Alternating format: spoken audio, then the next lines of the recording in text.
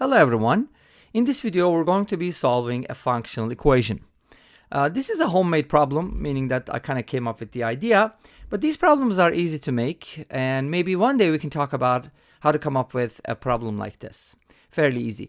I also came up with a different version of this problem. The answers is the same, but the setup is a little different. First I thought it was going to be more complicated, but turns out it's actually simpler or easier to solve. Anyways, I talked too much, so let's get started.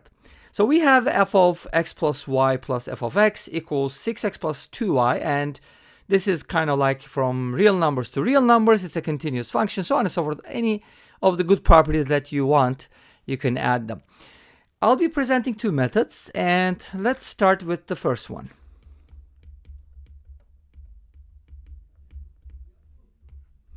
My first method basically involves setting up some special values.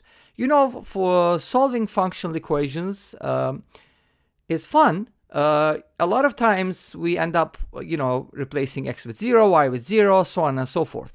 So it's important at some point to find what f of 0 is. It's going to give us a lot of good information. So I'm going to first set both x and y equal to 0. So it's going to be like x equals y equals 0.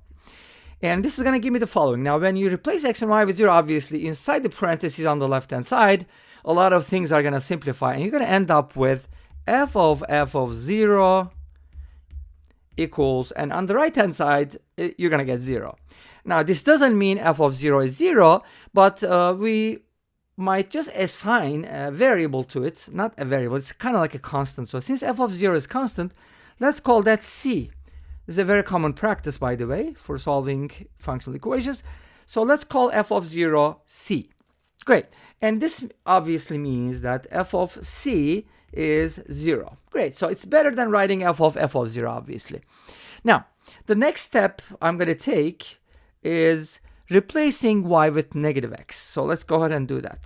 Now, you might be asking, like, why am I doing it? Well, there's a lot of reasons, but the big motivation behind it is when I replace y with negative x, notice that these two terms are going to cancel out. And inside the f, I'm going to get something, well, actually, I'm not going to get anything, but I'm going to get f of x from here somewhat, because it's going to be f of x plus 0, so it's going to be like f of x. And on the right-hand side, you're going to get a simple expression too, because you're going to get rid of the y.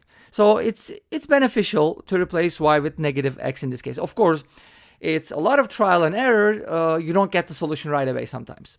So this is going to give us the following. F of x, because x and y are going to cancel out, is equal to, now when you replace y with negative x, you're going to get 6x minus 2x, which is equal to 4x, right?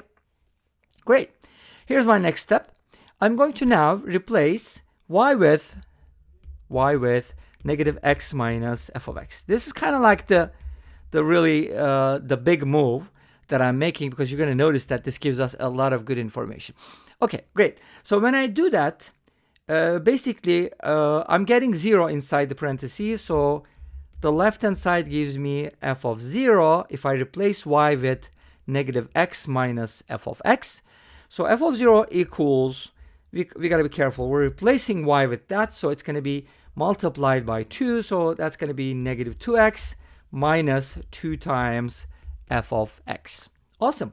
So now this is really cool, because I got f of x times 2, and f of 0, as you know, is a constant, so we call that c. Now I can put the f of x on the left-hand side. Let's go ahead and do that. So this gives us 2f of x. 6x minus 2x is obviously equal to 4x. And then I have a c on the left-hand side. Let's go ahead and bring it over to the right, and write the 2f of x as 4x minus c. Let's divide both sides by 2 to get f of x. And f of x becomes 2x minus c over 2. Now, this is really important, because we now know that f is linear, and we just got to determine what the constant is if we can. And we actually know something about it, right? We do know that f of x is equal to 4x. So that's important piece of information. And we do have this, so we can kind of put them together. Let's go ahead and evaluate f of x from here.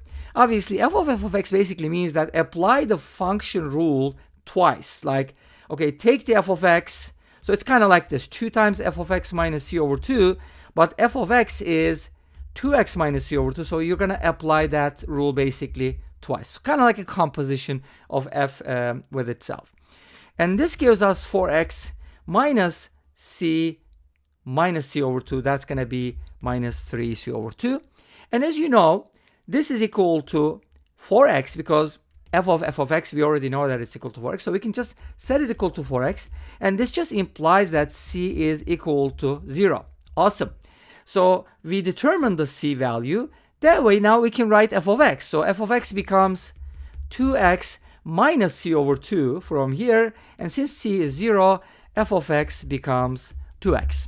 Great. So you can do that, or you can just substitute directly. So we do know that f of x is equal to 2x minus c over 2. In the original problem, we have that f of x plus y plus f of x. And that is going to give us f of x plus y plus 2x minus c over 2. And if you simplify that, it's going to be f of 3x plus y minus c over 2. And then if you apply the definition, you're going to get 2 times this, 2 times that. And then obviously you're just going to subtract c over 2 from it, and so on and so forth. You're going to get the same answer no matter what. To keep a long story short, f of x is just going to be 2x. Okay? I hope that makes sense. So basically by, substituting it into the original equation, you're able to get the f of x value from there. So remember, our original equation was 6x plus 2y, and you're just going to set this equal to 6x plus 2y. And notice that we're getting the 6x plus 2y from here when we distribute, so that the c value is obviously from here. You're going to get another c value too because of this. But the idea is basically you're going to get c equals 0. And c equals 0 implies that f of x is equal to 2x. Okay? That's what's going to give us, that's what it's going to give us at the end. Okay, let's go ahead and take a look at the second method, and we'll finish up with that. As always, the first method is a little bit more painful than the second or the third one. So let me rewrite my original equation. F of x plus y plus f of x equals 6x plus 2y. Okay, here's my second method. I can replace y with negative f of x. Okay, great. Now remember, that is something we haven't used before, right? We did the x equals y equals 0, we did y equals negative x, we did y equals this, so on and so forth, but we haven't used this method. Okay, great. So y equals negative f of x gives us, obviously these two are going to cancel out, we get f of x from here, and on the right hand side we get 2 times negative f of x. That just means negative minus 2 f of x, but notice that I have f of x on both sides. Well, isn't this awesome? Like, kind of put it together, and these things always get me excited. We get 3 times f of x if you put these two together, and you get 3 f of x equals 6x, and if you divide both sides by 3, you're going to get f of x equals 2x. All right?